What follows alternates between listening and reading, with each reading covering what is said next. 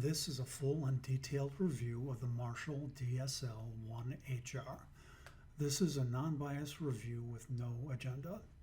On background, I have been doing amp reviews for over 10 years, and there are 20 plus reviews already on my YouTube site at Martin Bryan. So there's some experience to draw through for this particular amp review. And to that regard, I would categorize this particular amp, the Marshall DSL1HR, as part of a field of amplifiers that started to get popular around 2012. I would call them low wattage but full gain amplifiers, meaning that you can get the most sound out of the amp without having a large wattage amp cranked at a high volume that would annoy your neighbors, particularly if your neighbor is a spouse or if you live in an apartment building. So again, these started becoming incredibly popular around 2012. They're used primarily for home recording, but there are some applications for home studio, professional studio, and even some gigging out if you're playing at a venue that has a PA system and you can mic them up. So as I've mentioned before, there's a huge variety of different amps in this category, but I do indeed have experience reviewing quite a lot of them. So let me take a moment again to just kind of tell you what I've reviewed and why I think I'm in a good position to review this particular amp. So the first one I reviewed was the Hughes & Kettner Tubemeister 18, and that amp was capable of 0.5 watts, 1 watt, and then the full 18 watts. I also reviewed the Panama Shaman. That was a 1 to 20 watt amp, which also was capable of producing 1, 5, and then the full 20. I've reviewed the VHT i16 head, the Blackstar 1HT, the Orange Terror 15, which can produce 0.5, 1 watt, and 18 watts. In terms of combo amps, all of the previous ones were heads. I've reviewed the Monoprice 1x8, which is kind of based off of the old amp that was used by Eric Clapton on the Derek and the Dominoes recordings, particularly Layla. So that amp used to be $89, but now the price on that thing is just almost tripled, and they're super hard to get because it's that good. And then finally, the last combo amp I reviewed in this category was the Buchera Classic T5, which was also a 1/5 watt combo amp. So again, I've got just a huge amount of experience reviewing these low watt but high gain amps. So this is at least the 9th amp in this category I've reviewed, and perhaps I've missed some. There is a playlist on my YouTube site at Martin Bryan, which I will link in the description if you want to kill a couple hours and look at all of the amps I've reviewed over the last decade or so. Okay, so on to the subject at hand, this Marshall amp. And let me just start right there. This absolutely is a real Marshall amp. Now, previously I've owned some of their early digital amps, the C series, CFG for the combos, and CFG for the heads. I had the 20 watt combo with the 1x10. I also had the 100 watt head, which was used on some pretty famous new metal albums. So I won't go into the details there. You can Google it if you want. But that was a very respectable head. I find this particular amp easier to use and more in the classic Marshall line. So let's talk about the pros. It has a digital reverb, and the digital reverb works best with the classic gain, although I would almost call that a clean channel. When you get the gain is when you crank the volume. So again, kind of like that Monoprice 1x8 amp that was modeled after the old 57 Fender Tweeds. you get the gain when you crank the lever.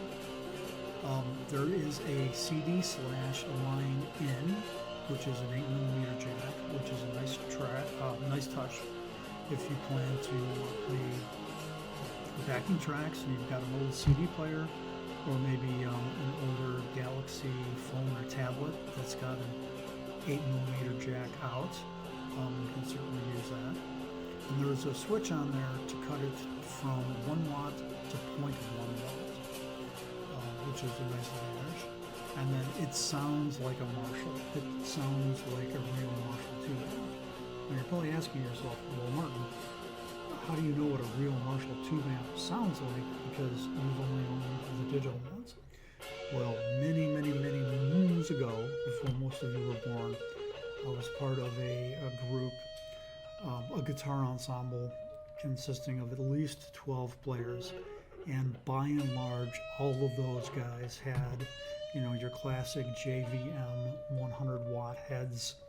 And first couple places we played at, we got kicked out of because they were expecting, your typical guitar ensemble with a bunch of clean-cut guys playing acoustic guitars, but it was more like the wall of sound. So I'm definitely familiar with what those bad mothers sound like. On to the cons for this particular amp.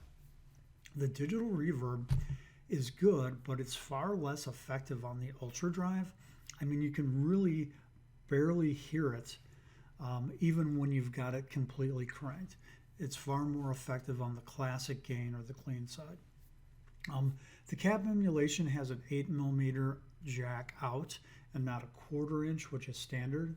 And I think it goes back to when this was released originally, which was around 2018.